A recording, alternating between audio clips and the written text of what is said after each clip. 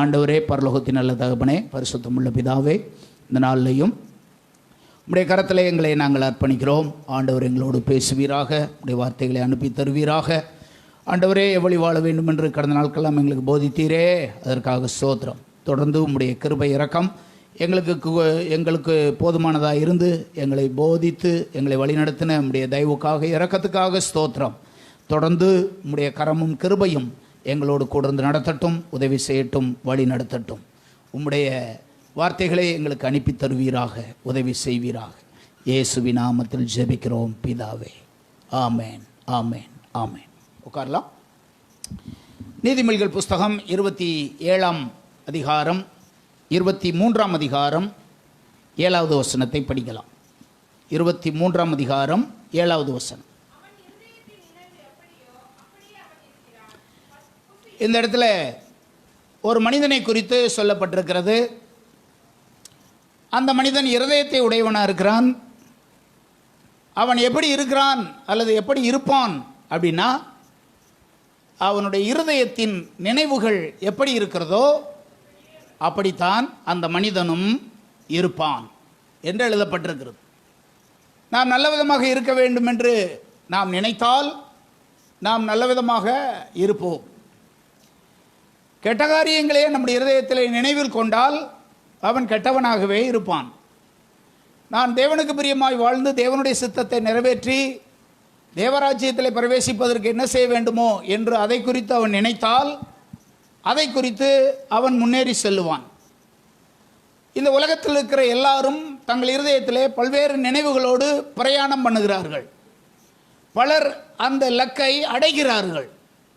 சிலர் நன்மைக்காகவும் சிலர் தீமையான காரியத்துக்காகவும் தங்கள் இலக்கை நிர்ணயித்து தங்கள் இருதயத்தில் அதை குறித்து யோசித்து சிந்தித்து அந்த சிந்தனையின்படியே அவர்கள் மாறுகிறார்கள், வாழுகிறார்கள். எனவே இந்த இடத்துல சொல்லப்பட்டிருக்கிறது, ஒரு மனுஷன் நல்லவனாய் வாழ வேண்டுமானால் அவன் இருதயத்திலே நல்ல காரியங்களை அவன் நினைவில் கொள்ள வேண்டும். அவன் அப்படிப்பட்ட காரியங்களை நினைவில் கொண்டால்தான் அவன் அப்படிப்பட்டவனாய் மாறுவான். அவன் எந்த காரியத்தை குறித்து நினைத்து கொண்டே இருக்கிறானோ அத்தன்மையுள்ளதாய் அவனுடைய ஜீவியம் இருக்கும்.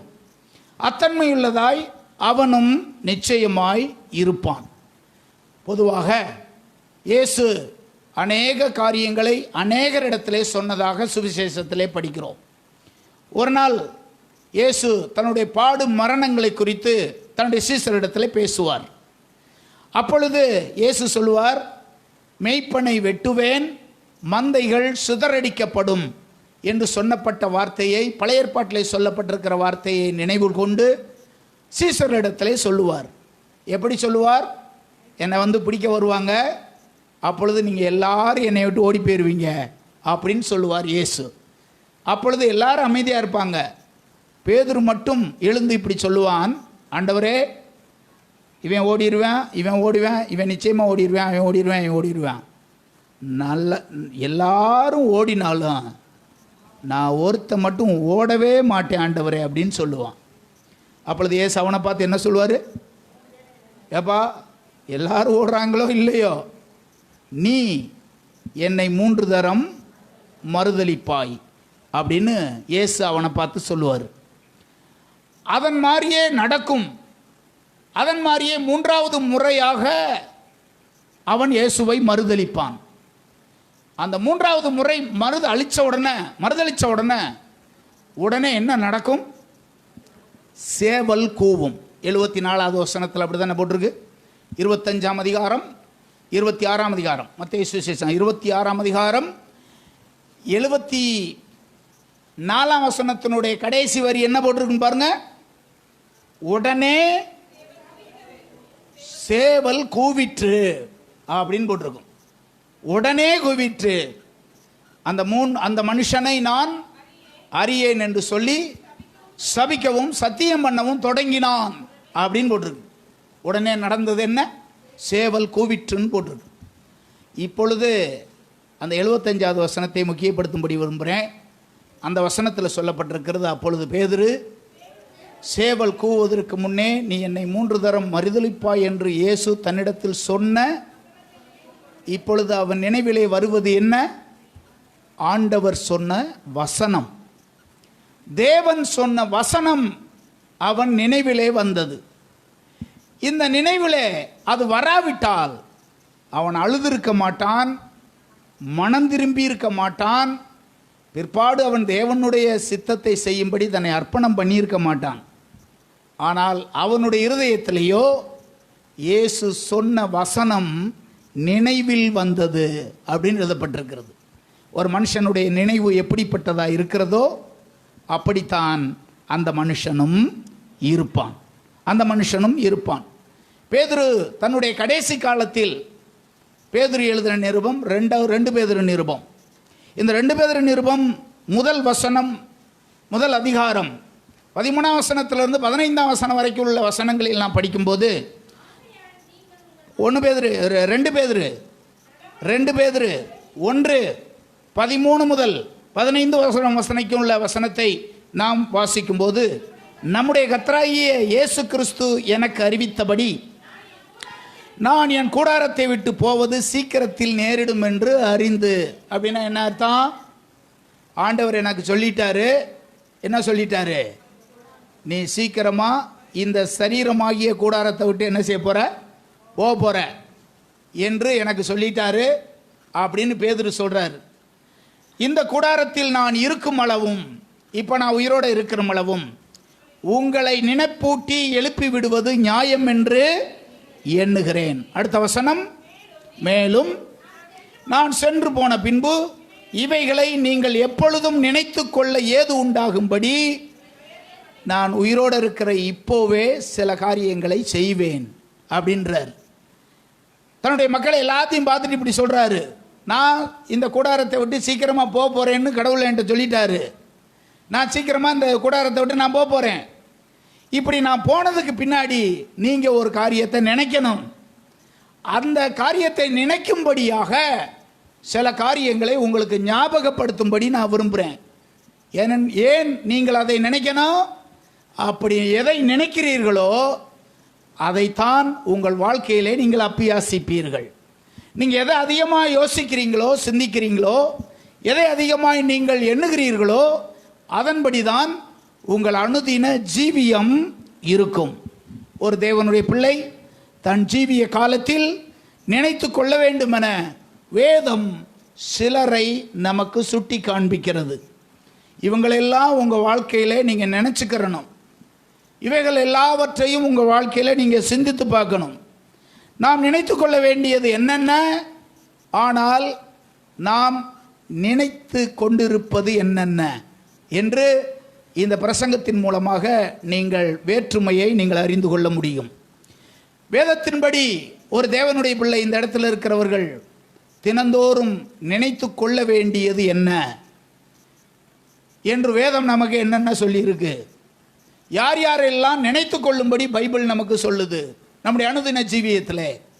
இதற்கு மாறாக நம்முடைய நினைவுகள் எல்லாம் எதை நோக்கி ஓடிக்கொண்டிருக்கிறது என்று வகையறுத்து சில வசனங்களை உங்களுக்கு ஞாபகப்படுத்தும்படி விரும்புகிறேன். இந்த பிரசங்கத்தின் மூலமாக வேதத்தில் சொல்லப்பட்டிருக்கிற இந்த நபர்களை தினந்தோறும் நீங்கள் யோசித்து சிந்தித்து நினைத்து தேவனுக்கு பிரியமாய் வாழ்ந்து தேவனுடைய சித்தத்தை செய்ய வேண்டும் என்பது இந்த பிரசங்கத்தினுடைய நோக்கம். நீங்களும் நானும் அத்தன்மையுள்ளவர்களாக இருக்கணும்.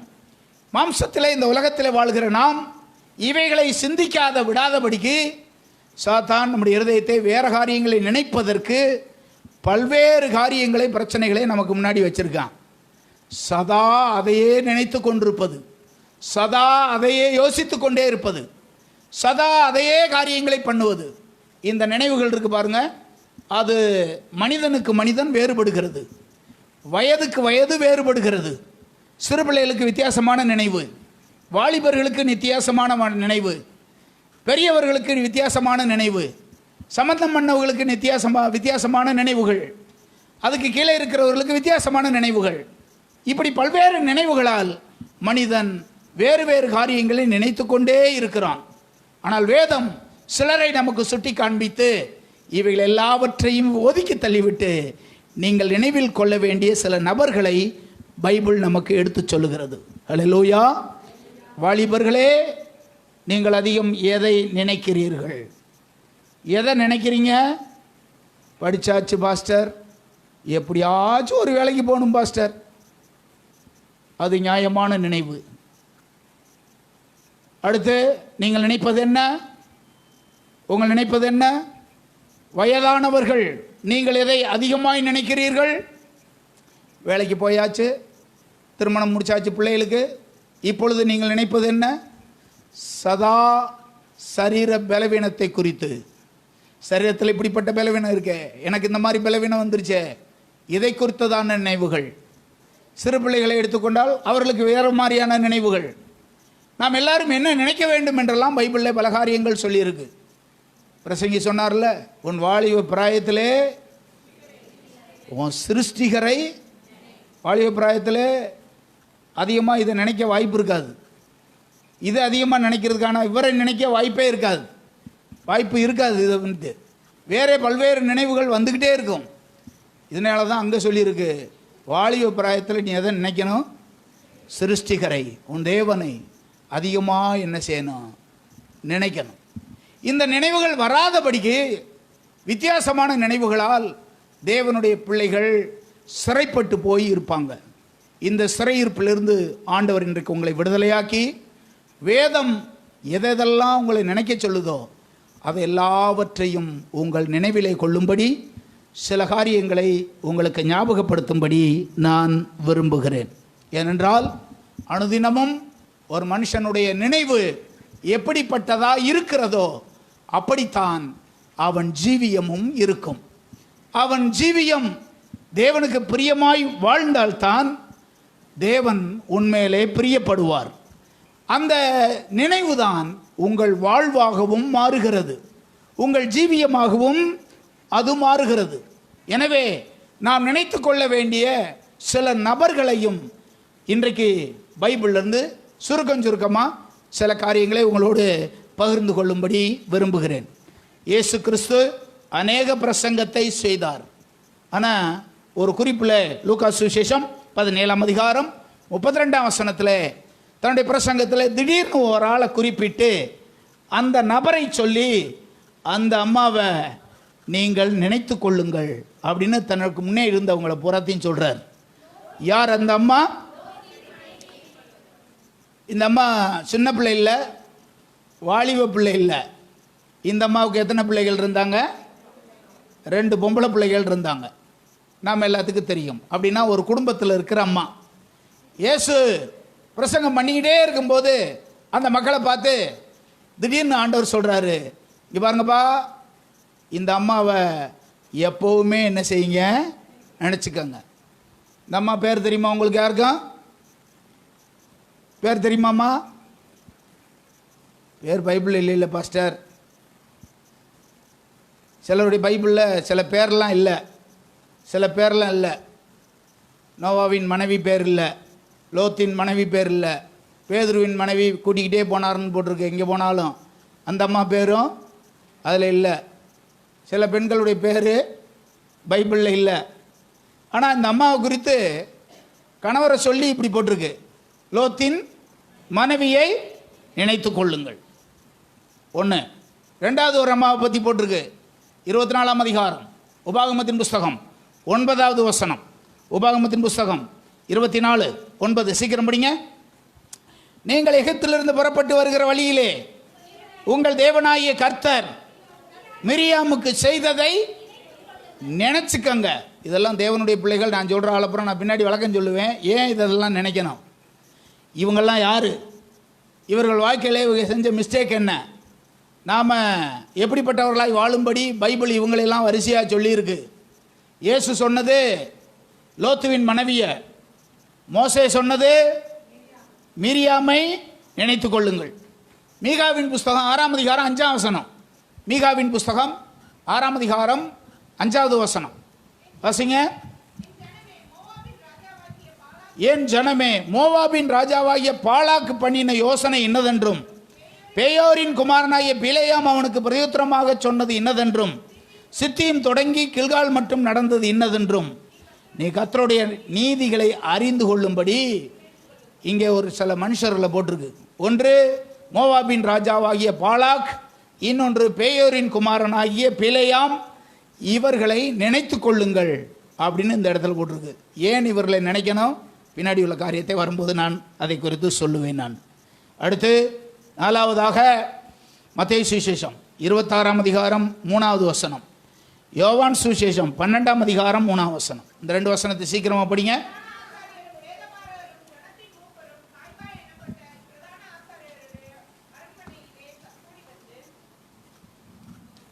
யோவான் 12ஆம் அதிகாரம் 3ஆம் வசனம் பாருங்க.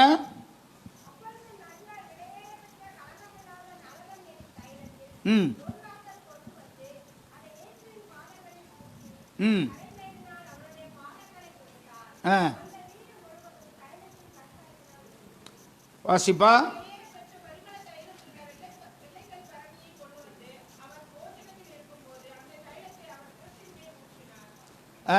இந்த அம்மா இருக்காங்கல்ல, இதை குறித்து நம்ம பார்க்குறோம். பேதுரு வந்து அதை தடுப்பான். அப்பொழுது இயேசு என்ன சொல்லுவார்? அவளை தடுக்காத, பிற்காலத்தில் வர்ற எல்லாரும் இவளை நினைக்கும்படி இது செய்யப்பட்டது. 13வது 26-13 அந்த வசனம் படிங்க. 26-13 அந்த வசனத்தை படிங்க.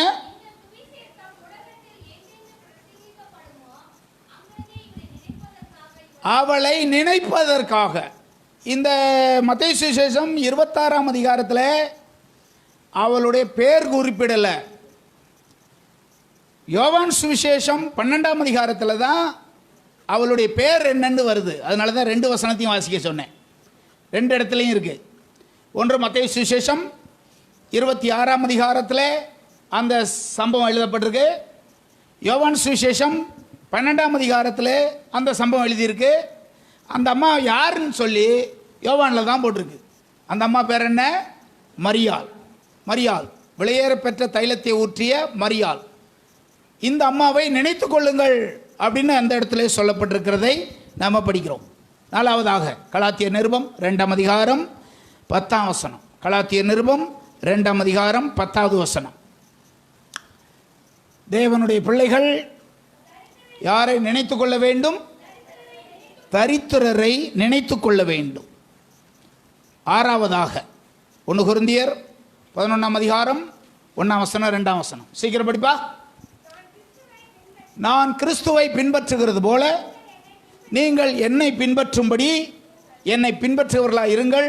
சகோதரரே, நீங்கள் எல்லாவற்றிலேயும், இந்த இடத்துல போட்டிருக்கு சகோதரரே, நீங்கள் எல்லாவற்றிலேயும் என்னை நினைத்து கொள்ளுங்கள். இதை சொல்கிறது யாரு? அப்போஸ்தலனாகிய பவுல். அடுத்து கடைசியாக 7வது குறிப்பு, எபிரேயர் 12ஆம் அதிகாரம் 2ஆம் வசனம் 3வது வசனம். எபிரேயர் 12ஆம் அதிகாரம் 2ஆம் வசனம் 3வது வசனம். அவர் தமக்கு முன் வைத்திருந்த சந்தோஷத்தின் பொருட்டு அவமானத்தை எண்ணாமல் சிலுவையை சகித்து தேவனுடைய சிங்காசனத்தின் வலது பார்சத்திலே வீற்றிருக்கிறார். அடுத்த வசனம், ஆகையால் நீங்கள் இளைப்புள்ளவர்களாய் உங்கள் ஆத்துமாக்களில் சோர்ந்து போகாதபடிக்கு தமக்கு விரோதமாய் பாவிகளால் செய்யப்பட்ட இவ்விதமான விபரீதத்தை சகித்த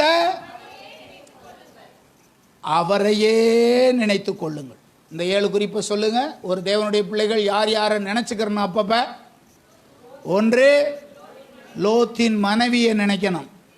அதுக்கு காரணம் இருக்கு. 2வது, மிரியாம் என்கிற ஒரு அம்மாவை பற்றி பைபிளில் போட்டிருக்கு. அந்த அம்மாவை அப்பப்போ நினைக்கணும்.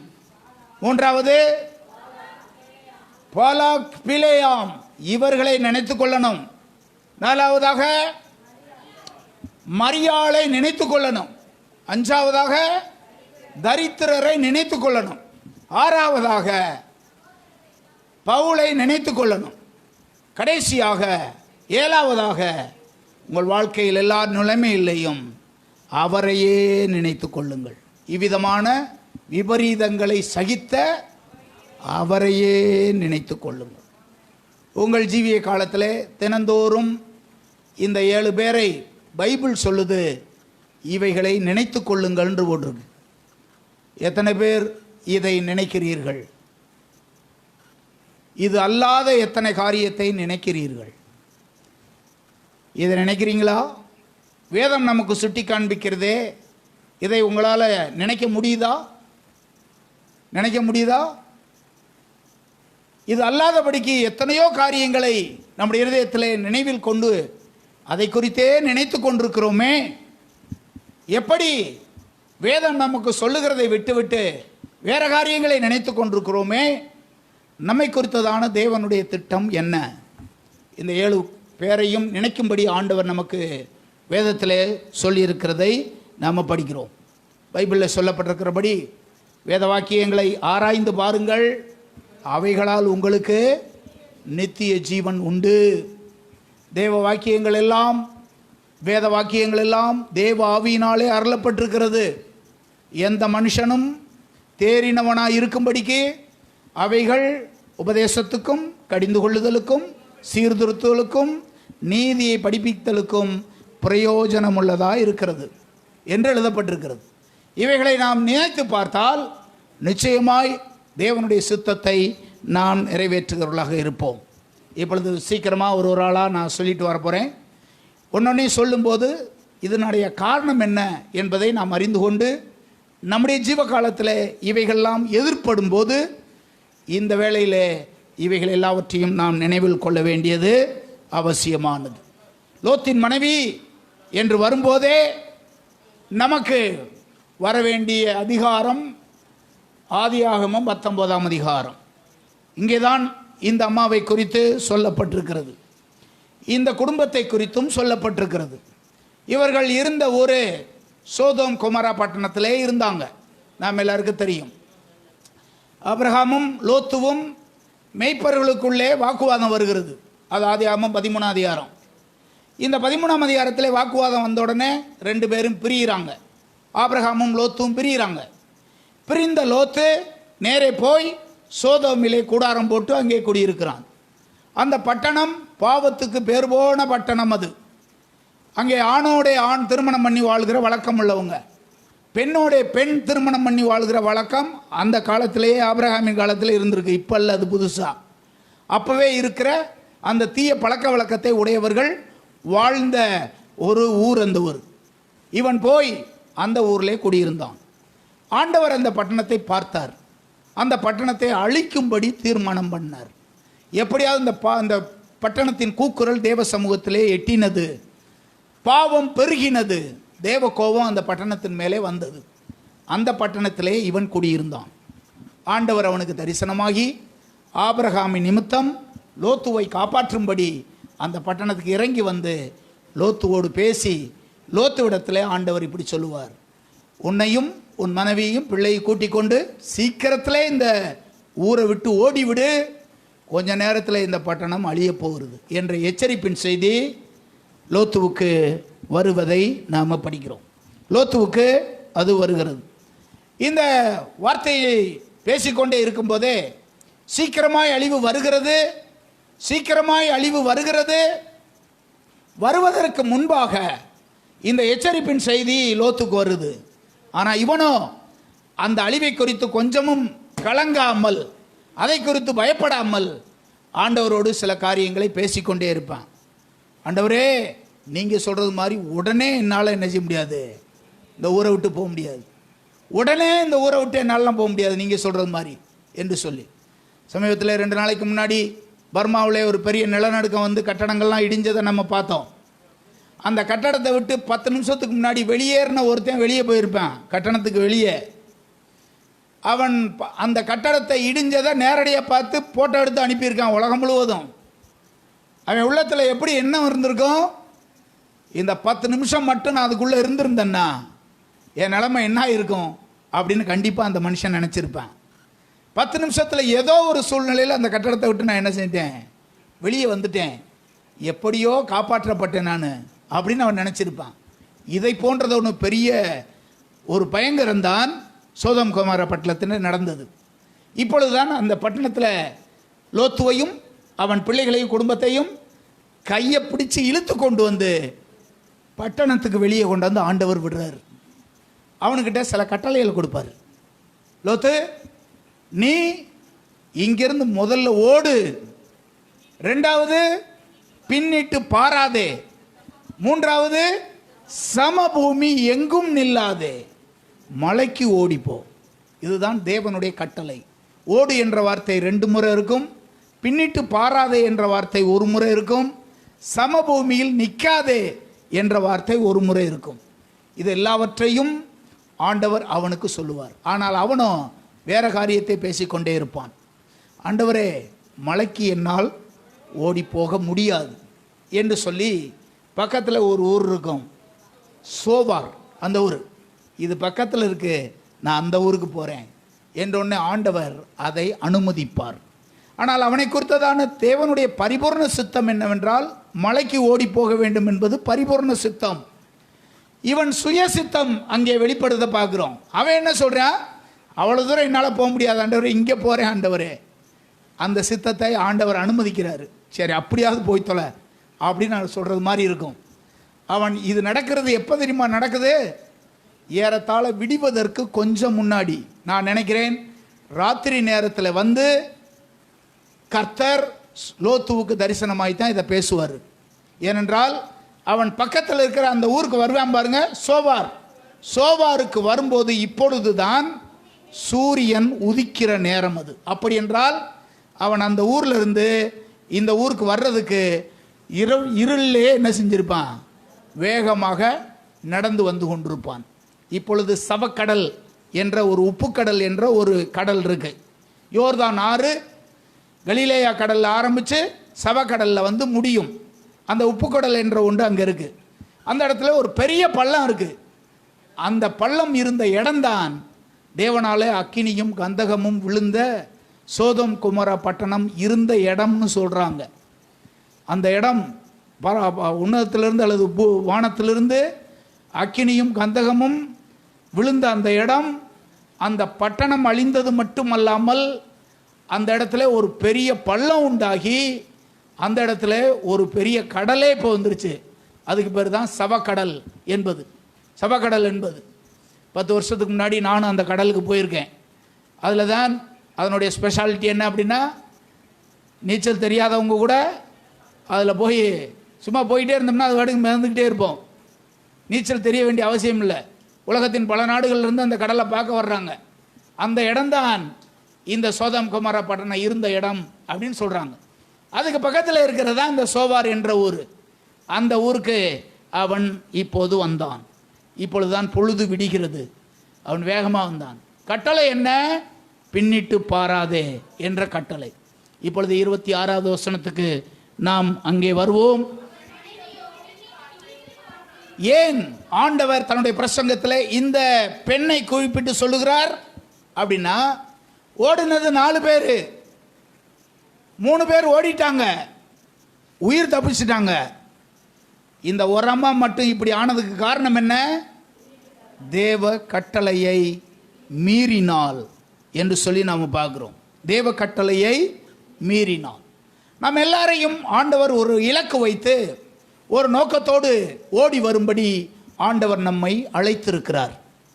ஒரு இடத்தை குறிப்பிட்டு அந்த இடத்துக்கு நீங்கள் செல்லும்படி ஆண்டவர் உங்களுக்கு ஒரு காரியத்தை வாக்கு பண்ணி இந்த இடத்துக்கு நீங்கள் வந்து சேரும்படி ஆண்டவர் உங்களை அழைத்திருக்கிறார். இப்படி அழைத்து கொண்டு வருகிற, அழைத்து வந்து கொண்டிருக்கிற நீங்கள் உங்கள் வாழ்க்கையிலே இந்த அம்மாவை போல பின்னிட்டு பார்க்கக்கூடிய சோதனைகள்லாம் உங்கள் எல்லாருக்கும் வரும்.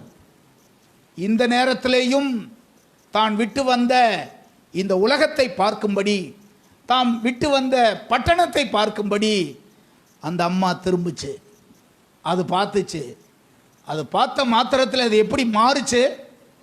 அந்த இடத்துல போட்டிருக்கு, பின்னிட்டு பார்த்து உப்பு தூணாய் அவள் மாறினாள்.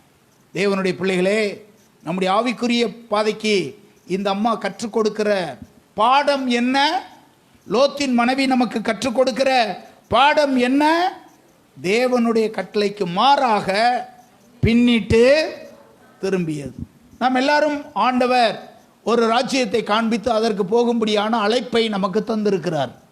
அதில் நம்ம போகணும், அதில் போய்கிட்டே இருக்கணும். இயேசுவை பின்பற்றின சீசர்கள் இருக்காங்க பாருங்க, அவர்கள் எல்லாரும் தன்னை தொடர்ந்து பின்பற்றி வரும்படி ஆண்டவர் விரும்பினார். ஒருத்தன் வந்தான், லூக்கா 9ஆம் அதிகாரம் கடைசி 2 வசனத்தில் படித்தோம்னா, ஆண்டவரே நான் அப்படியே வீட்டுக்கு போயிட்டு பார்த்துட்டு அவங்கள்ட்ட போய் சொல்லிட்டு டாட்டா சொல்லிட்டு விடை பெற்று நான் வருகிறேன் அப்படின்னு ஒருத்தன் போவேன். அடுத்து போவேன். லூக்கா சுவிசேஷம் கடைசி 2 வசனத்தை நம்ம பார்த்தோம்னா, ஒருத்தன் ஆண்டவர்கிட்ட வந்து இப்படி தான் சொல்லுவேன், நான் போயிட்டு ஆண்டவரே நான் போய் உம்மை பின்பற்றுவேன், இப்போ பின்பற்ற முடியாது, ஒரு சின்ன வேலை இருக்குது எனக்கு, அதெல்லாம் நான் முடிச்சுட்டு வர்றேன் அப்படின்னு போவேன். அதற்கு ஆண்டவருடைய பதில் என்ன தெரியுமா? போயிட்டு வாப்பா அப்படின்னு சொல்லலை, நீ எங்கே இருக்கேன்னு பார்த்துக்க, உன் ஸ்தானம் என்னன்னு பார்த்துக்க. இதை தான் இங்கே இருக்கிற நம்ம எல்லாருக்கும் தெரிஞ்சது மாதிரி ஆண்டவர் பேசியிருக்காரு பாருங்க. அங்கே ஒரு காரியத்தை ஆண்டவர் சொல்கிறார்.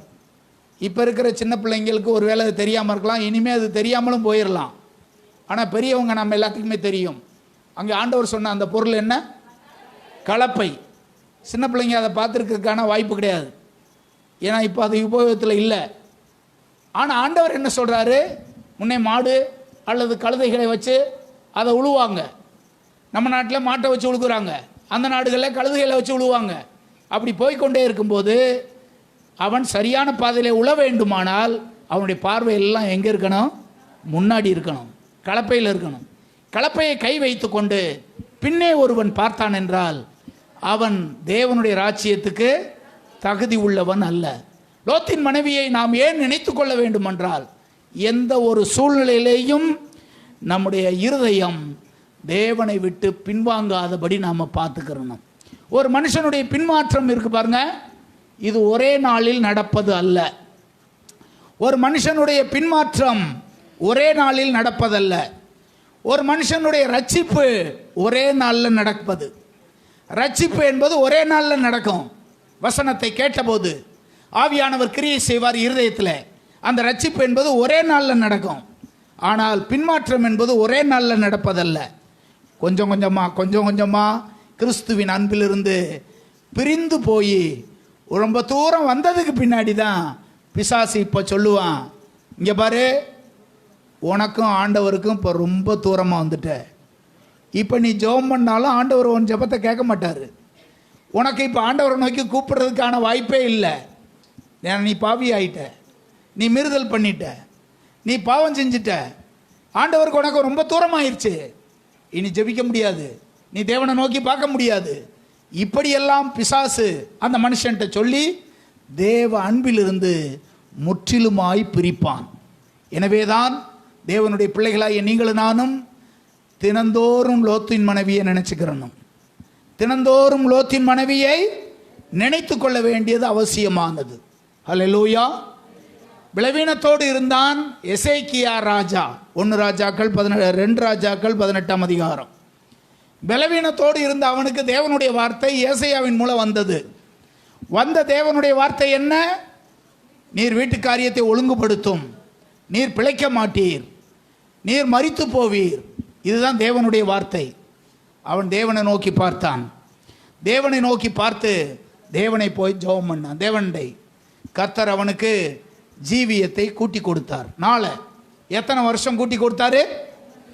15 வருஷம் கூட்டி கொடுத்தார். இப்படி கூட்டி கொடுத்ததற்கு காரணம் என்ன தெரியுமா? 2 ராஜாக்கள் 18:6 பாருங்க. 6வது வசனம், கர்த்தரை விட்டு பின்வாங்காமல் அவரை சார்ந்திருந்து கற்பித்த அவருடைய கற்பனைகளை கர்த்தரை விட்டு பின்வாங்காம இருந்திருக்கான் பாருங்க. இந்த பின்வாங்குதல் என்பது பெரிய ஆபத்தை கொண்டு வரும். இவன் ராஜாவாகிற போது இவனுக்கு எத்தனை வயசு? 25 வயசு. 25 வயசுல நம்ம பாருங்க, யோசிச்சு பாருங்க. 25 வயசுல ஒரு தேசத்துக்கு ராஜாவாயிட்டான். 29 வருஷம் அரசாண்டான். 2ஆம் வசனத்தில் அப்படித்தானே போட்டிருக்கு. எத்தனை ராஜாவாகும் போது 25 வயதில் ராஜாவாகி 29 வருஷம் அவன் அரசாண்டான். 5 வருஷம் 4 வருஷம் 10 வருஷம் அல்ல. இப்படியெல்லாம் இருந்த போதுதான் அவனுக்கு பலவீனம் வருது. அவன் தேவனண்டை தைரியமாக போகிறான், தேவனண்டை நோக்கி கூப்பிடுறான். கர்த்தர் அவனுக்கு பதில் தருகிறார். அதுக்கு காரணம் என்ன தெரியுமா? இந்த இடத்துல போட்டிருக்கு, 6வது வசனத்தில் போட்டிருக்கு, கர்த்தரை விட்டு பின்வாங்காமல். லோத்தின் மனைவியை நாம் எண்ணும் போதெல்லாம் முன்னாடி நீங்கள் எப்படி இருந்தீங்க, இப்போ உங்கள் ஸ்தானம் எப்படி இருக்கு? முன்னாடி உங்களுடைய ஜெபம் எப்படி இருந்தது, இப்போ நீங்கள் ஆண்டவரோடு உள்ள தொடர்பு எப்படி இருக்கிறது? தொடர்பு நீங்கள் எப்படி இருக்கு? இதெல்லாம் சற்று யோசித்து பாருங்க, இதெல்லாம் சிந்தித்து பாருங்க. ஒருவேளை நீங்கள் பின்வாங்கி இருக்கிறது போல உணர்ந்தால் உங்கள் ஸ்தானத்தை மாற்றுங்கள், உங்கள் நிலைமையை நீங்கள் மாற்றுங்கள். லோத்தின் மனைவியை நீங்கள் நினைத்து கொள்ளுங்கள். சபைக்கு வெளிப்படுத்தின விசேஷம் 2ஆம் அதிகாரம் 5ஆம் வசனத்தில் சொல்வார் அல்லவா? ஆண்டவர் சொல்லும்போது 2ஆம் அதிகாரம் 5ஆம் வசனத்தில் இப்படி சொல்லும்போது இப்படி சொல்லுவார், நீ இன்ன நிலைமையிலிருந்து விழுந்தாய் என்று நினைத்து. எபேசு சபைக்கு பவுல் தேவன் சொல்லும்போது ஆண்டவர் இந்த சபையை பார்த்து இப்படி சொல்லுவார், நீ எந்த நிலைமையில முதல்ல இருந்த, எப்படிப்பட்ட நிலைமையிலிருந்து விழுந்த, இதை உன் நினைவில் கொண்டு நீ நினைச்சு ஆதியில் செய்த அந்த கிரியைகளை நீ என்ன செய்யணும்? செய்வாயாக. ஆதியில் செய்த கிரியைகளை செய்வாயாக. இங்கே இருக்கிற உங்களில் எத்தனை பேர் லோத்தின் மனைவியைப் போல முன் இருந்ததை விட கொஞ்சம் பேக் ஸ்லைடாக இருக்கீங்க? பின்மாற்றமாக யார் யார் இருக்கீங்க? உங்கள் நிலைமைகளில் பின்மாற்றமாக எத்தனை பேர் இருக்கீங்க? ஆலயத்துக்கு போவது, வேதத்தை வாசிப்பது, தேவனை தேடுவது, ஜெபம் பண்ணுவது, தேவனுடைய காரியங்களை முக்கியப்படுத்துவது, இவைகளில் ஒரு காலத்தில் எப்படி இருந்தாய் நீ, இப்பொழுது நீ எப்படி இருக்கிறாய், என்ன நிலைமையில், எந்த நிலைமையில் நீ விழுந்தாய் என்று சொல்லி உங்களை நீங்களே யோசித்து பாருங்கள். யோசித்து பாருங்கள். நீதிமொழிகளில் ஒரு வசனம் இப்படி இருக்கு, 14:14 இப்படி சொல்லப்பட்டிருக்கிறது. நீதிமொழிகள் 14:14 பின்வாங்கும் இருதயம் உள்ளவன் தன் வழிகளிலேயும். பின்வாங்கும் இருதயம் உள்ளவன் இருக்கான் பார்த்தீங்களா, அவன் தன் வழிகளில் திருப்தி உள்ளவனாக தான் இருப்பான். சாத்தான் அந்த திருப்தி அவனுக்கு கொடுப்பான். எப்படி தெரியுமா கொடுப்பான்? நீ என்ன இப்போ ஆண்டவரை விட்டு விற்கிறதுக்கிட்டியா போயிட்ட? நீ என்ன ஆண்டவரை விட்டு விற்கிறதுக்கிட்டியா போயிட்ட? ஆண்டவர் தான் நீனும் கும்பிட்ற, இதெல்லாம் பிரச்சனையே கிடையாது, இதெல்லாம் உனக்கு பிரச்சனையே கிடையாது இப்படின்னு சொல்லிக்கிட்டே இருப்பேன். ஆண்டவர் உன் கூட இருந்தால் சின்ன பாவம் கூட பெருசாக தெரியும். ஆண்டவர் உன்னை விட்டு போயிட்டாருன்னு வச்சுக்க, பெரிய பாவம் கூட சின்னதாக தான் தெரியும். சொல்கிறது புரியுதாம்மா நான் சொல்கிறது? ஆண்டவர் உன் கூட இருந்தார்னா பெரிய தப்பு கூட, ஆண்டவர் உன் கூட இருந்தா சின்ன தவறு கூட எப்படி தெரியும்?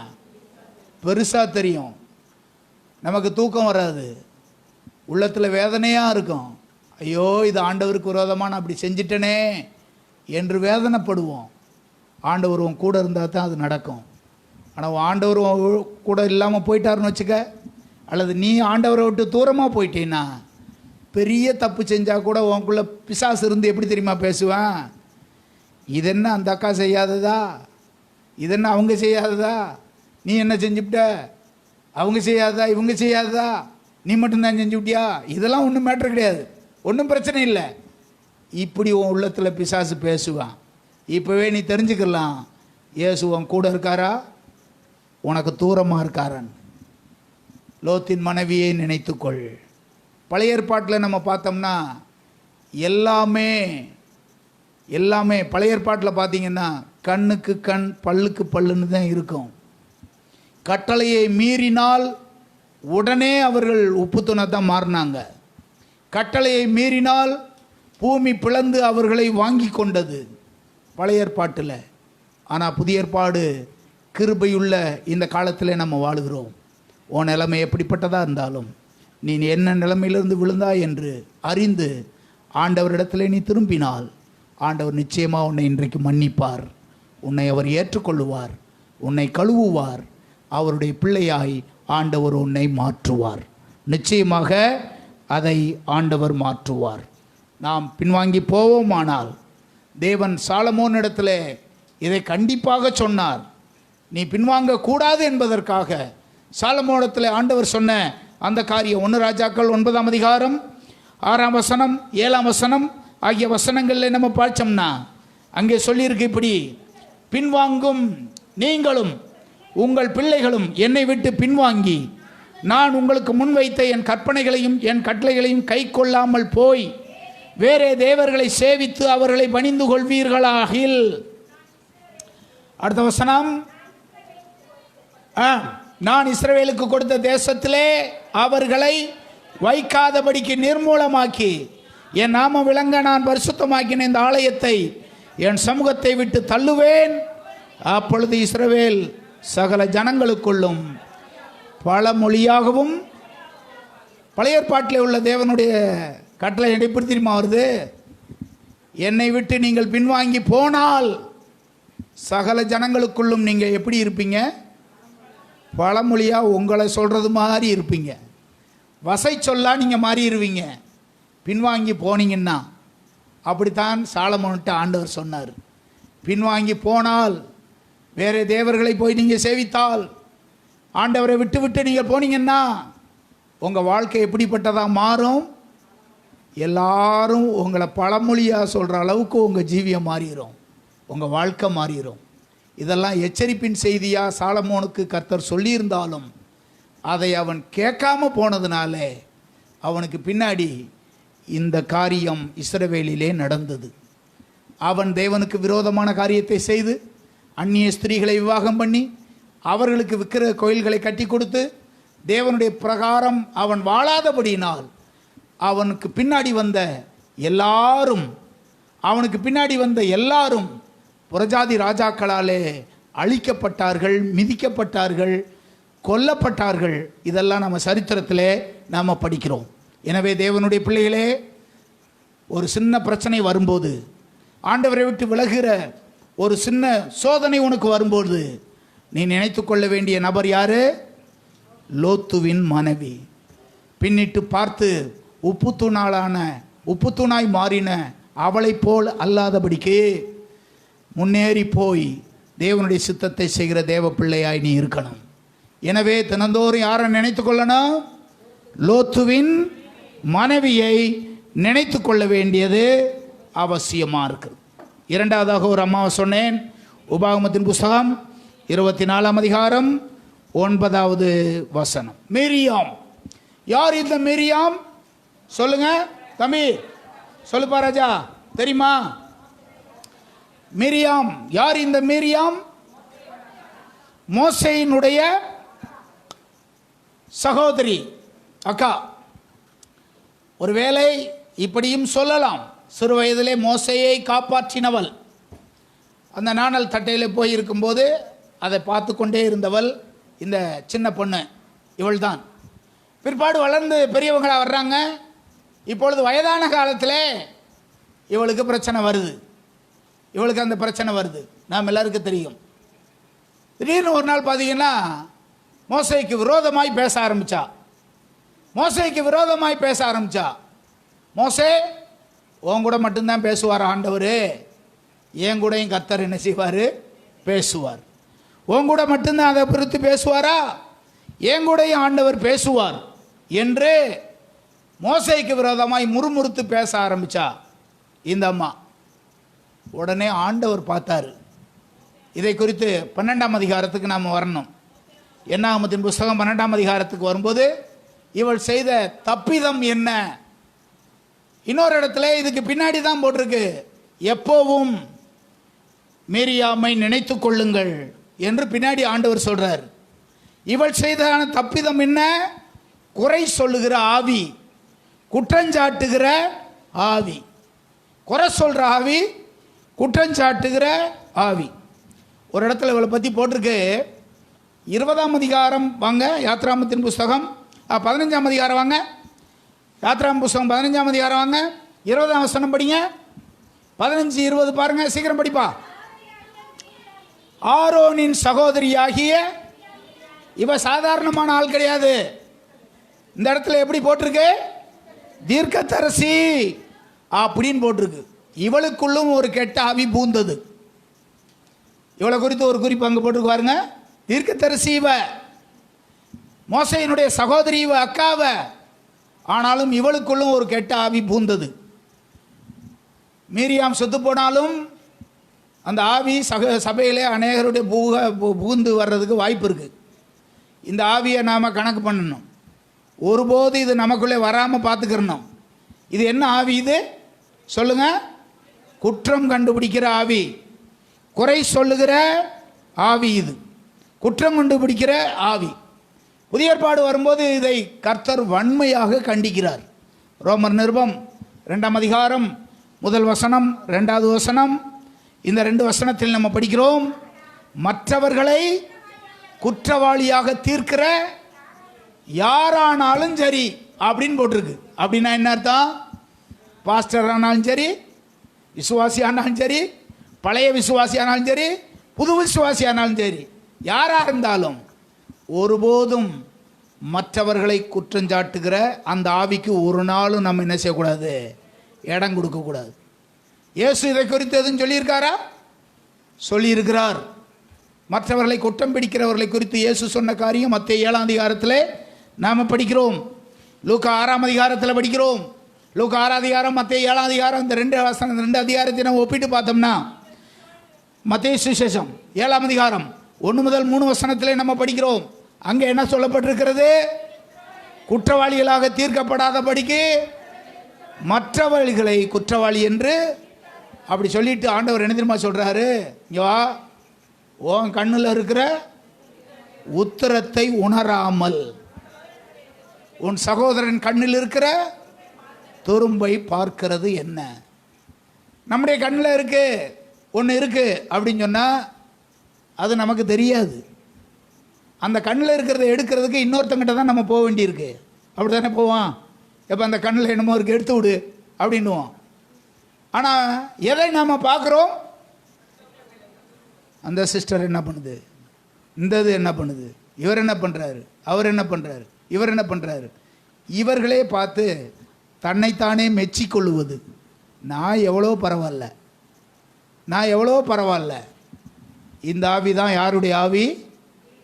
மீரியாமின் ஆவி. மிரியாமின் ஆவி. மோசே தேவனுடைய மனுஷன். ஒரு நாள் இந்த ஆவி இவளுக்கு வந்தது. தீர்க்கதரிசி தான் இவள், மோசையின் சகோதரி தான். மோசைக்கு விரோதமாய் முறுமுறுத்து, ஆண்டவர் உன் கூட மட்டும்தான் பேசுவாராக்கும், என் கூட பேச மாட்டாராக்கும் இப்படின்னு வந்தா பாருங்க.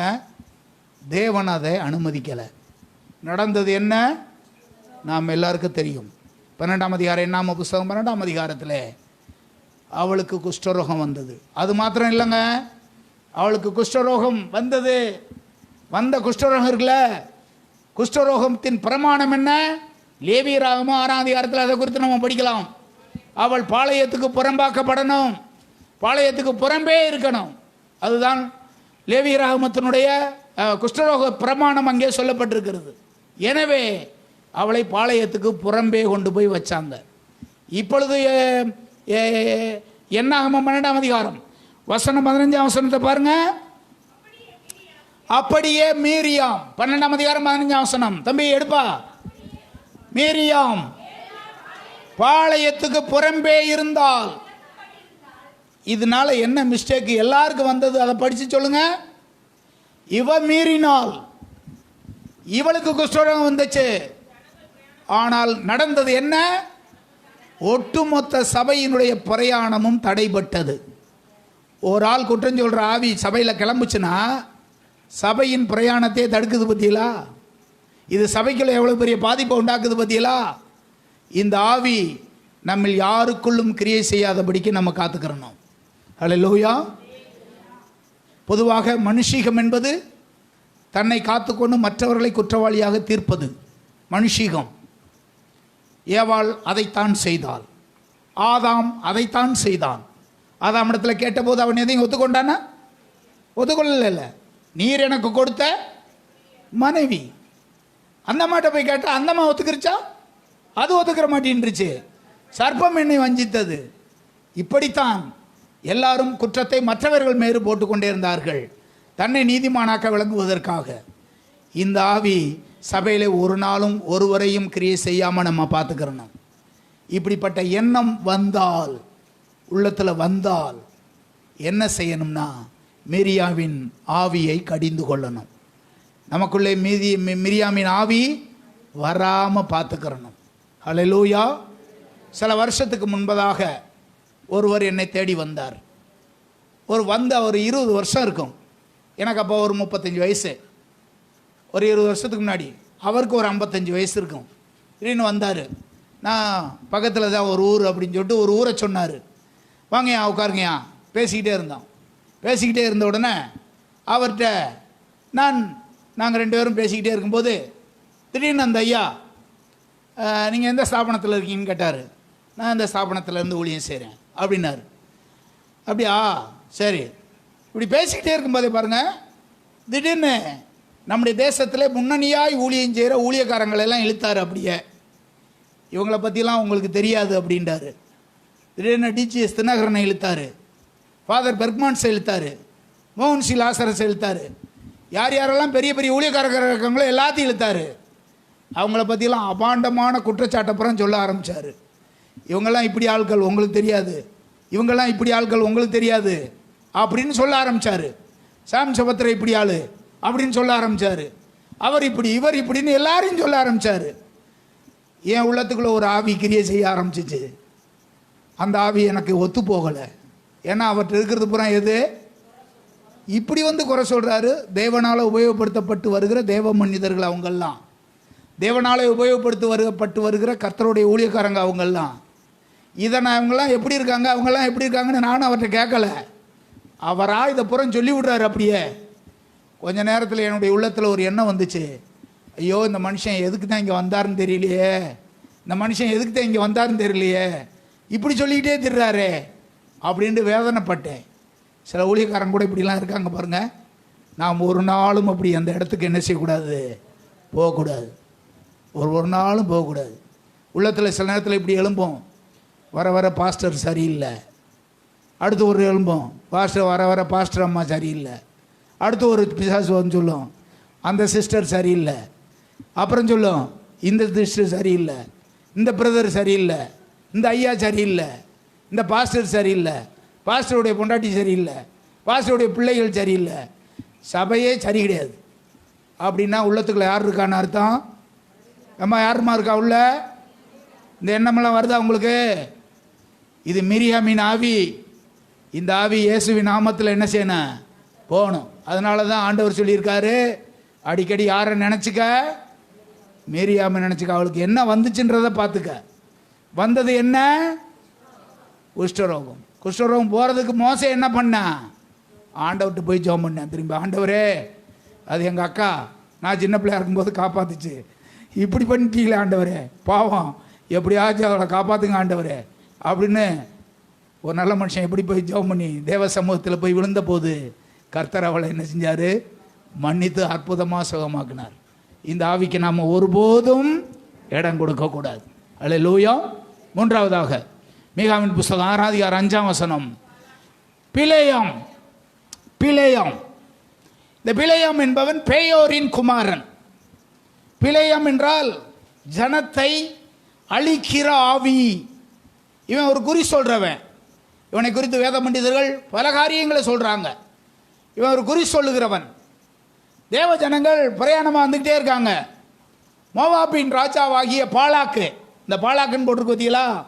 மோவாபின் ராஜாவாகிய பாலாக் இவன் போய் இந்த குறி சொல்கிறவனை, இந்த பேயோரின் குமாரனாகிய பிலேயாமை போய் பார்த்து, எப்பா இங்கே வா, ஒரு பெருங்கூட்ட ஜனம் வருது, இந்த ஜனத்தை நீ போய் சபிக்கணும், அவங்களுக்கு ஒரு சாபம் போடணும், நீ போய் சாபம் போட்டு அவங்கள பூரா அழிக்கணும், அவங்க வந்துக்கிட்டு இருக்காங்க, என் நாட்டு வழியாக வர்றாங்க அப்படின்னு சொன்ன உடனே இவன் என்ன தெரியுமா பண்ணா? உனக்கு இவ்வளவு காசு தர்றேன் அப்படின்னு சொன்ன உடனே அந்த காசுக்கு உடன்பட்டு தேவ ஜனங்களை சபிக்கும்படியாக இவன் போகிறான். இந்த மனுஷனை குறித்து புதிய ஏற்பாட்டில் 3 இடத்துல போட்டிருக்கு. யூதாவின் புஸ்தகம் 11 2 பேதுரு 2:15 வெளிப்படுத்தின விசேஷம் 2 12 இந்த 3 இடத்துல இந்த மனுஷனை குறித்து புதிய ஏற்பாட்டில் போட்டிருக்கு. இந்த மனுஷனை குறித்து என்ன போட்டிருக்கு? யூதா என்ன சொல்கிறார் பாருங்க. இவர்கள் காயினுடைய வழியில் நடந்து பிலேயாம் கூலிக்காக செய்த வஞ்சகத்தினாலே விரைந்தோடி. இவன் செய்த பாவம் என்ன? கூலிக்காக செய்கிற வஞ்சகம் செய்கிறவன் இவன். கூலிக்காக வஞ்சகம் செய்கிறவன் இவன். இரண்டாவது இவனை குறித்து பேதுரு என்ன சொல்றார் பாருங்க. 2 பேதுரு 2ஆம் அதிகாரம் 15ஆம் வசனம் பாருங்க. செம்மையான வழியை விட்டு தப்பி நடந்து பேயோரின் குமாரனாகிய பிலேயாமின் வழியை பின்பற்றி போனவர்கள் அவனை குறித்து அங்கே என்ன போட்டிருக்கு? அநீதத்தின் கூலியை விரும்பி. அநீதத்தின் கூலியை விரும்பி. கூலிக்காக சபிக்க போனவன், அநீதத்தின் கூலிக்காக தேவ ஜனங்களுக்கு விரோதமாய் வந்தவன். இன்னும் ஒரு இடத்துல போட்டிருக்கு புதிய ஏற்பாட்டில், வெளிப்படுத்தின விசேஷம் 2ஆம் அதிகாரம் 14ஆம் வசனம் 15ஆம் வசனம் பாருங்க. உன் பேரில் எனக்கு குறை உண்டு, விக்கிரகங்களுக்கு படைத்தவைகளை புசிப்பதற்கும் வேசித்தனம் பண்ணுவதற்கு ஏதுவான இடர்களை இஸ்ரவேல் புத்திரர் முன்பாக போடும்படி பாலாக் என்பவனுக்கு போதனை செய்த பிலேயாமுடைய போதனை அப்படின்னு இந்த இடத்துல போட்டிருக்கு. இந்த 3 இடத்துல புதிய ஏற்பாட்டில் இந்த மனுஷனை குறித்து நம்ம படிக்கிறோம். இந்த 3 இடத்துலையுமே பணத்துக்காக தேவனுடைய ஜனங்களை சபித்தவன், தேவ சித்தத்துக்கு விரோதமாய் செயல்பட்டவன். இவனுடைய போதனை என்ன? இவனுடைய போதனை என்ன? விக்கிரகத்துக்கு படைத்ததை புசிக்கலாம், பல திருமணங்களை பண்ணிக்கொள்ளலாம், வேசித்தனம் பண்ணிக்கொள்ளலாம். இதெல்லாம் ஒன்றும் பாவம் கிடையாது. விக்கிரகங்களுக்கு படைத்ததை புசிப்பது பாவம் அல்ல, வேசித்தனம் விபச்சாரம் பண்ணுவது பாவம் அல்ல. இப்படியெல்லாம் போதிக்கிற ஒரு மனுஷன், இந்த கொள்கையை உடையவங்க வெளிப்படுத்தின விசேஷத்தில் எந்த சபையில் இருந்தாங்களாம்? பெர்கமு சபையில் இருந்தாங்களாம். 12ஆம் வசனம். எந்த சபை அது? பெர்கமு சபை. அப்படிப்பட்ட போதனை உடையவர்கள் அந்த சபையில் இருந்தாங்கன்னு போட்டிருக்கு. இங்கே இருக்கிற யாராவது, இங்கே இருக்கிறவங்க இந்த போதனைக்கு உடன்படக்கூடாது. விக்கிரக ஆராதனை, கோயிலில் போய் சாப்பிட்றது, கொள்வது, கிடா வெட்டுறதுக்கு போகிறது, எந்த சோழியும் வச்சுக்கிறக்கூடாது. நாம் எல்லாம் அதிலிருந்து வேறு பிரிக்கப்பட்டவர்கள், அதிலிருந்து வெளியே வந்தவர்கள். இந்த மாதிரியான காரியங்கள் உடன்படவே கூடாது. பெர்கமு சபையில் இவங்கெல்லாம் இருந்திருக்காங்க. இதுதான் பிலேயாமுடைய போதனை. இது ஒன்று பணத்துக்காக, ஒன்று நண்பர்களுக்காக, உறவினர்களுக்காக இப்படிப்பட்ட பாவத்தை செய்ய பண்ணினவன் என்று எழுதப்பட்டிருக்கிறது. இப்படிப்பட்ட சோதனைகள் உங்களுக்கு வரும்போதெல்லாம் யாரை நீங்கள் நினைத்து கொள்ளணும்? பிலேயாமை நினைத்து கொள்ள வேண்டியது அவசியமானது. ஹல்லேலூயா. பிலேயாமை நினைத்து கொள்ள வேண்டியது அவசியமானது. எனவே தேவனுடைய பிள்ளைகள் எச்சரிப்போடு இருந்து தங்களை காத்துக்கொள்ள வேண்டியது அவசியமானது. 4வது குறிப்பு, கலாத்தியர் நிருபம் 2ஆம் அதிகாரம் 10வது வசனம். அங்கே நினைத்து கொள்ள வேண்டியவர்கள் யார்? தரித்திரரை நினைத்து கொள்ளுங்கள் அப்படின்னு போட்டிருக்கு. தரித்திரரை நினைத்து கொள்ளுங்கள். இயேசு தன்னுடைய பிரசங்கத்தில் இப்படி சொல்வார்ல, நீயோ விருந்து செய்யும் போது யார் யாரை அழைக்கணும், யார் யாரை அழைக்கக்கூடாது? இனஜன பந்துக்களை. இனஜன பந்துக்களை லூக்கால ஆண்டவர் சொல்லுவார், நீ விருந்து செய்யும் போது எல்லாரையும், உனக்கு தேவையான எல்லாரையும் நீ கூப்பிடுற. ஆனால் யாரை தெரியுமா கூப்பிடணும்னு சொல்லியிருக்காரு? ஏழைகளையும். வசனம் சொல்லுப்பா. லூக்கா சுவிசேஷம் 14 வசனம் 13, 14, 13 நம்ம பார்க்குறோம். நீங்கள் யாரெல்லாம் கூப்பிடணும்னு போட்டிருக்கு? ஏழைகளையும், ஊனரையும், சப்பானிகளையும், குருடரையும் நீங்களை நானும் ஆராதிக்கிற நம்முடைய ஆண்டவர் ஏழைகள் இல்லாதவங்க மேலே ரொம்ப கரிசனை உள்ளவராக இருக்கிறார். நீங்களும் நானும் அப்படி இருக்கும்படி ஆண்டவர் எதிர்பார்க்கிறார். நாம் எல்லாம் அப்படிப்பட்டவர்களாக இருக்கும்படி எதிர்பார்க்கிறார். நம்முடைய சபைக்கு வர்ற காணிக்கையில் ஆண்டவருக்கு முன்னாடி சொல்கிறேன், நீங்கள் கொடுக்குற எல்லா காணிக்கையிலையும் ஒரு பங்கை எடுத்து வச்சு அதை இப்படிப்பட்டவர்களுக்காக நான் கொடுக்குறேன். அது ஆண்டவருக்கு தெரியும். அதை செய்யணுமா? நம்ம கண்டிப்பாக நம்ம என்ன செய்யணும்? நம்ம செய்யணும். உங்கள் வீட்டுக்கு சிலர் தரித்திரராக வருவாங்க, உங்கள் வீட்டுக்கு சிலர் ஏழைகள் போல் வருவாங்க. ஆபிரகாமுடைய வீட்டுக்கு அப்படி தான் 2 பேர் வந்தாங்க, 3 பேர் வந்தாங்க. யார் என்றே தெரியாமல் உபசரித்தான் அல்லவா? ஆண்டவர் அவனை பார்த்தாரு, அவனுடைய செயல்களெல்லாம் பார்த்தாரு. ஆண்டவர் அவனை ஆசீர்வதித்து உயர்த்தினதை நாம் பார்க்குறோம். உங்கள் குடும்பத்தில் தனிப்பட்ட விதங்களில் இந்த ஊழியத்தை நீங்கள் கண்டிப்பாக செய்யணும். உங்களால் முடிந்தது இந்த காரியத்தை தொடர்ந்து நீங்கள் என்ன செய்யணும். நம்முடைய சபை அதை செய்யணும். நம்முடைய சபையில் அதை கண்டிப்பாக நம்ம செய்யணும். நீங்கள் தனிப்பட்ட விதத்தில் உங்கள் குடும்பத்தினரை அதை செய்யணும். ஏழைகளை பார்க்கும்போது ஆண்டவர் உபாகமத்தில் சொல்லுவார், அரிகளை உங்கள் வயல்களில் நீங்கள் கதிர் அறுக்கும்போது நீங்கள் என்ன செய்யுங்க, ஏதாவது ஒன்று மறந்துட்டு வந்துட்டீங்கன்னா அதை போய் திரும்பி எடுக்க போகாதீங்க. அதை அங்கே உள்ள அடிமைகளும் ஏழைகளும் தரித்திரரும் அதை எடுத்துகிட்டு போட்டோம். அப்படி தான் ஆண்டவர் சொன்னார். ஆகவே ஆண்டவருடைய சித்தத்தை நீங்களும் நானும் நிறைவேற்றணும். நம்முடைய நினைவில் அதை நாம் கொள்ளணும். உங்களிடத்தில் பிச்சைக்காரர்களாக சில நேரத்தில் தேவதூதர்களே வரலாம். நீங்கள் என்ன செய்கிறீங்கன்றத பரலோகம் அதை பார்க்கும். நீங்கள் என்ன செய்கிறீங்க, அவங்கள எப்படி டீல் பண்ணுறீங்க அப்படின்றத பரலோகம் பார்க்கும். நீங்கள் அவங்களுக்கு என்ன செய்கிறீங்கன்றதை பார்க்கும்.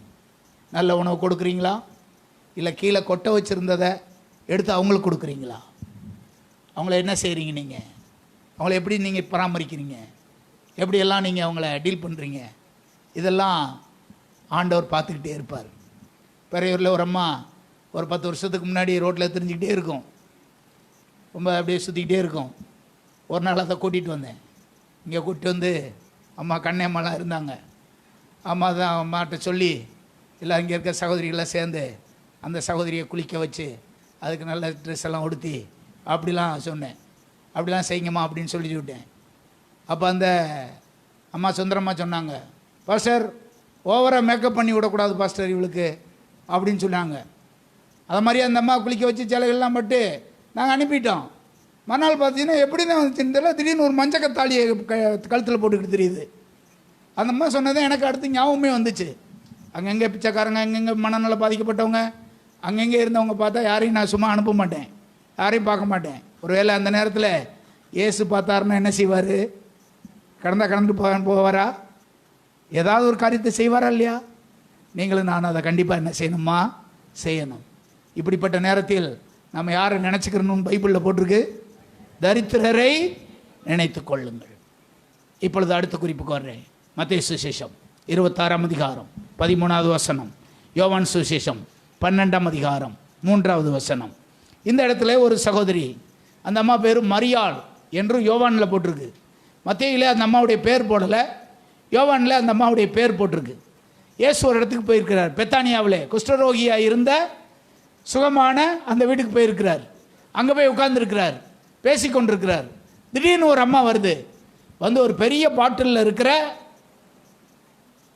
தைலத்தை கொண்டு வந்து ஆண்டவருடைய சிரசில் வந்து ஊற்றுது.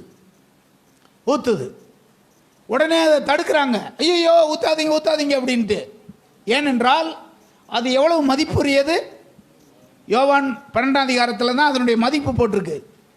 அதை ஊற்றுனது மத்தேயு சுவிசேஷம் 27ஆம் அதிகாரத்தில் 26ஆம் அதிகாரத்தில் அங்கே போட்டிருக்கு, அந்த சம்பவம் போட்டிருக்கு. ஆனால் அது எவ்வளவு மதிப்புள்ளது என்று யோவான் 12ஆம் அதிகாரத்தில் போட்டிருக்கு. எவ்வளவு? 300 பணம் என்பது. 300 பணம் என்பது அந்த காலத்தில் பல லட்சங்களுக்கு இணையானது.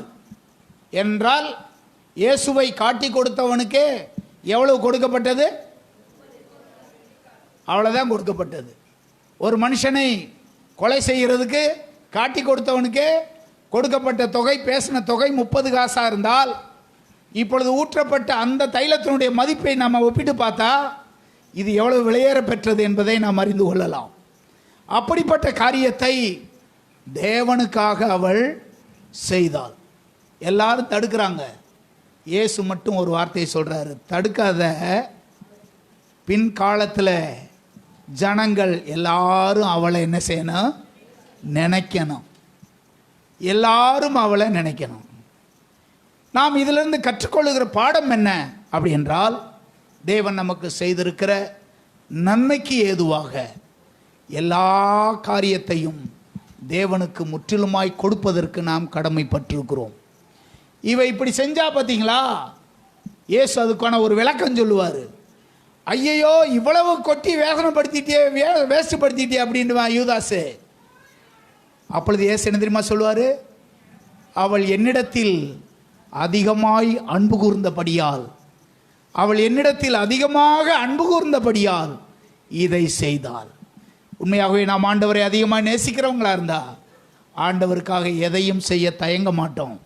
ஆண்டவருக்காக எதையும் செய்ய யோசிக்கவே மாட்டோம். என்னில் அன்பு கூர்ந்து என்னை நடத்தின அந்த தேவனுக்கு, என்னை நடத்தின அந்த இரட்சகருக்கு எதையும் செய்ய நான் ஆயத்தம்.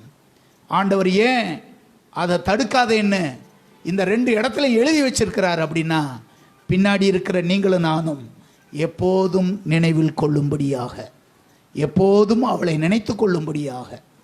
அவள் அதை சாதாரணமாக செய்யலை, தேவ அன்பினால தான் அதை செய்தாள். தேவனை நேசித்தபடினால தான் செய்தாள். நீங்களும் நானும் நேசிக்கிற கர்த்தருடைய பிள்ளைகளாக இருக்கிறோம் என்பதை குறித்து நான் சந்தோஷம் அடைகிறேன். ஏனென்றால் உங்கள் தேமாய் அறிவார். இதிலிருந்து தான் உங்கள் அன்பு வெளிப்படுகிறது. அன்பு எப்போதுமே கொடுக்கும். அன்பு எப்போதுமே என்ன செய்யும்? ஆண்டவருக்காக கொடுத்து கொண்டே இருக்கும். உங்களுக்கு கொடுக்கவே முடியலை அப்படின்னா ஆண்டவர் உங்கள் மேல் உள்ள அந்த ஆண்டவருடைய அன்பை நீங்கள் சீர்தூக்கி பாருங்கள்.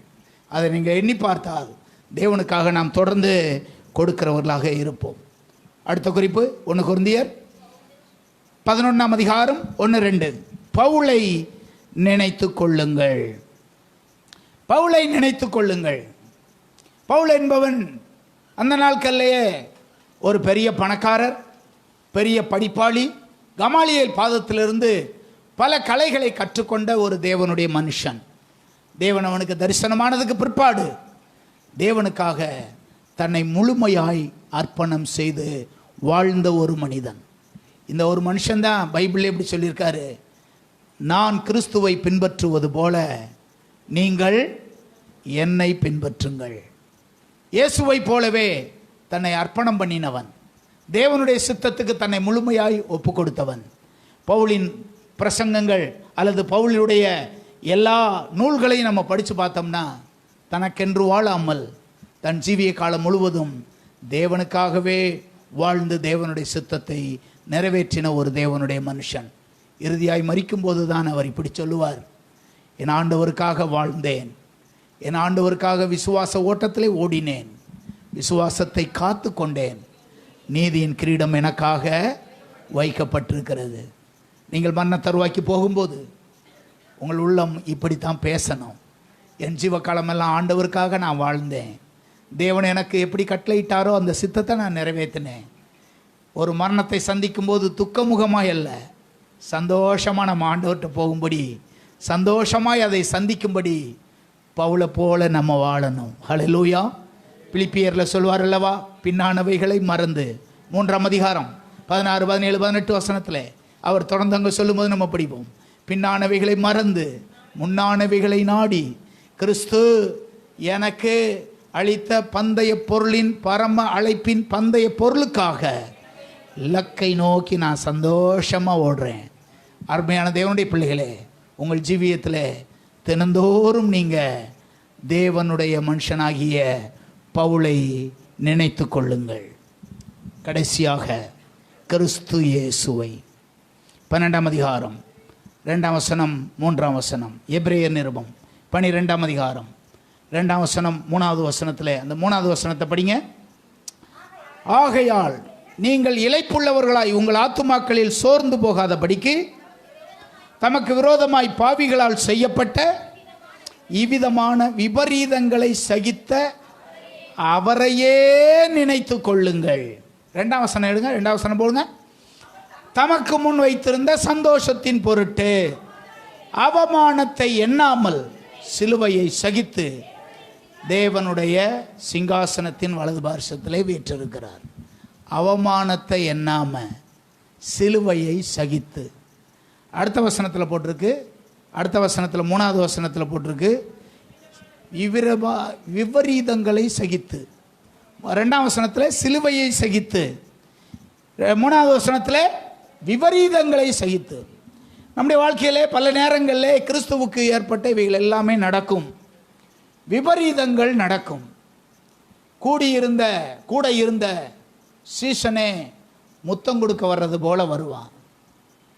சில வேளைகளில் நமக்கு ரொம்ப நம்மிடத்தில் உதவி பெற்ற அநேகர் அப்படியே நமக்கு எகென்ஸ்டாக மாறுவாங்க, நமக்கு விரோதமாய் செயல்படுவாங்க, குற்றம் சொல்ல ஆரம்பிப்பாங்க. ஒரு காலத்தில் புகழ்ந்து பேசினவங்க திடீர்னு விரோதமாக மாறுவாங்க. இப்படிப்பட்ட நேரத்தில் எல்லாம் அவரையே நீங்கள் நினைத்து கொள்ளுங்கள். இப்படிப்பட்ட நேரமெல்லாம் வரும்போது அவரையே நினைத்து கொள்ளுங்கள். தேவைகள் உங்களுக்கு வருதா? எந்த பணமும் உங்கள் கையில் இல்லையா? அவரை நினச்சிக்கங்க. இயேசு ஒரு நாள் காசு இல்லாமல் இருந்தாரா? இயேசு வானத்தையும் பூமியும் உண்டாக்கினவர், வெள்ளியும் பொன்னையும் உடையவர். ஒரு நாள் இயேசுவும் சீசரும் போய்கிட்டு இருக்காங்க. வரி கேட்குறவங்க வந்து வரி கேட்குறாங்க. வரி கட்டணும், நீர் வரி கட்டிக்கிறது இல்லையா அப்படின்றாங்க. பேதுருவை கூப்பிட்டு யூதாசை கூப்பிட்டு எப்பா காசு இருந்தால் கூட, அவர் தான் பொக்கிஷம்லாம் அவர்கிட்ட தான் இருக்கும், காசு இருந்தால் கூட வரி கட்டிடுவோம். யூதாஸ் சொல்லுவான், பணம் எதுவுமே இல்லை. இயேசு வானத்தையும் பூமியும் உண்டாக்கினவர், வெள்ளியும் பொன்னையும் உடையவர், எல்லாருக்கும் எல்லாத்தையும் கொடுக்குறவர். அவரே ஒரு காலத்தில் எப்படி இருந்திருக்காரு? பணமே காசே இல்லாமல் இருந்திருக்காரு. அந்த நேரத்தில் தான் பேதுருவை கூப்பிட்டு போய் தூண்டி போடு, அதில் மீன் வரும், அதை வாயை திறந்து பாரு, அதில் காசு வரும், அதை உனக்கு எனக்கும் வரியை கட்டிடு. தேவைகள் உங்களுக்கும் வரலாம், அவரையே நினைத்து கொள்ளுங்கள். பிரச்சனைகள் போராட்டங்கள் வரலாம், விபரீதம் வரலாம், சிலுவை வரலாம், அவரையே நினைத்து கொள்ளுங்கள். அவரை நினச்சிக்கிட்டீங்கன்னா ஒருபோது நீங்கள் கலக்கமடைய மாட்டீங்க, ஒருபோது நீங்கள் வேதனைப்பட மாட்டீங்க. பச்சை மரமாகிய உமக்கே அப்படியானால் அவரே சொன்னார் அல்லவா, உங்களுக்கு என்னென்ன பாடுகளோ வரும், அப்படிப்பட்ட நேரத்திலையும் நான் உங்கள் கூட இருப்பேன் அப்படின்னு ஆண்டவர் சொல்லியிருக்கார். நான் உங்களோடு கூட இருப்பேன், உலகத்தில் உங்களுக்கு உபத்திரவம் உண்டு, ஆனாலும் திடன் கொள்ளுங்கள், நான் உங்கள் கூடவே இருப்பேன்னு ஆண்டவர் சொல்லியிருக்கார். எனவே வேதம் இவ்விதமானவர்களை நினைத்து கொள்ளும்படி நமக்கு ஆலோசனை சொல்லுகிறது. இவைகளே நினைத்து கொண்டே இருப்போம், இவைகளை சிந்தித்து கொண்டே இருப்போம், இவைகளே எண்ணிக்கொண்டே இருப்போம். அப்படி இருந்தால் ஒருபோதும் நாம் இடற மாட்டோம். சோதனைகள் வரும்போது, பின்மாற்றம் வரும்போது, குறை சொல்லுகிற ஆவி வரும்போது, தரித்திரர் வரும்போது, இயேசுவை நமக்கு முன்னே இயேசு வரும்போது, பவுலை நமக்கு முன்னே வரும்போது, இதெல்லாவற்றையும் நாம் யோசித்து பார்த்து இதையே சிந்தித்து தேவனுடைய சித்தத்தை நிறைவேற்றுவோம். தேவன் நமக்கு உதவி செய்வார். உலகத்தின் காரியங்களை விட்டுவிட்டு வேதம் நமக்கு சொல்லுகிறவர்களை யோசித்து பார்த்து சிந்தித்து பார்த்து தேவனுடைய பிரமாணத்தை நிறைவேற்றுவோம். தேவன் நமக்கு உதவி செய்யட்டும். ஜெபம் பண்ணலாமா? அன்பின் பரலோக பிதாவே, உம்மை நன்றியோடு துதிக்கிறோம். எல்லாரும் எழுந்து நிற்கலாம். தேவனுடைய சமூகத்தை நோக்கி பார்த்து நம்முடைய இருதயத்தின் நினைவுகளை சற்று சீர்தூக்கி பார்ப்போம். இவைகள் அல்லாதபடிக்கு, வேற ஒன்றிலும் நம்முடைய நினைவுகள் போகாதபடிக்கு இதையே நாம் முக்கியப்படுத்தி இவைகளையே சிந்தித்து கொண்டே இருப்போம். தேவனுடைய சித்தத்தை நிறைவேற்றும்படி தேவன் நமக்கு உதவி செய்வாராக, கிருபை பாராட்டுவாராக. அன்பின் பரலோக தகப்பனே, இந்த நாளிலேயும் உடைய ஜனங்களுக்கு எதை சொல்லும்படி நீர் சொன்னீரோ அதை நான் சொல்லியிருக்கிறேன்ப்பா. எங்களுடைய இருதயத்தின் நினைவுகள் இந்த வேதம் நினைத்து கொள்ளுகிற காரியங்களை நினைவில் கொண்டு இந்த பிரமாணத்தை நாங்கள் நிறைவேற்றணும். ஆண்டவரே, எப்போது நாங்கள் உம்மை நினைக்கணும், உம்முடைய தாசர்களை நினைக்கணும், லோத்தின் மனைவியை நினைக்கணும், மிரியாமை நினைக்கணும், தரித்திரரை நினைக்கணும், பிழையாம் செத்து போனதை நினைக்கணும், அவனுடைய ஜீவியத்தை நினைக்கணும். இதில் எல்லாவற்றையும் யோசித்து பார்த்து எங்கள் வழிகளை சீராக்கி உம்முடைய சுத்தம் எங்கள் வாழ்க்கையில் நிறைவேறுவதற்கு எங்களை முழுமையாக நாங்கள் அர்ப்பணிக்கிறோம். ஆண்டவரே, இந்த இடத்துல இருக்கிற எங்களை ஒரு நோக்கத்தோடு கர்த்தர் தெரிந்து கொண்டீர். அந்த நோக்கம் நிறைவேறுவதற்கு உம்முடைய சத்தியத்தை எங்களுக்கு போதித்து வருகிறீர்.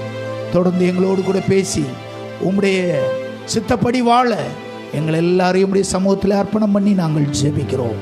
உம்முடைய கிருபை இரக்கம் தயவு தொடர்ந்து கூட இருந்து நடத்தட்டும், உதவி செய்யட்டும். இயேசுவின் நாமத்தில் ஜெபிக்கிறோம் ஜீவனுள்ள நல்ல பிதாவே. நாத்துமாவே கர்த்தரை ஸ்தோத்ரி, முழு உள்ளமே பரிசுத்த நாமத்தை ஸ்தோத்ரி. நாத்துமாவே கர்த்தரை ஸ்தோத்ரி, கர்த்தர் செய்த சகல உபகாரங்களையும் மறவாதே. நம்முடைய கர்த்தராகிய இயேசு கிறிஸ்துவின் கிருபையும் பிதாவாகிய தேவனுடைய அன்பும் பரிசுத்த ஆவியானவருடைய ஆசீர்வாதமும் இன்றும் என்றும் சதா காலமும் நம்மை விட்டு நீங்காமல் நிலைத்திருப்பதாக. ஹல்லேலூயா, ஹல்லேலூயா, ஹல்லேலூயா.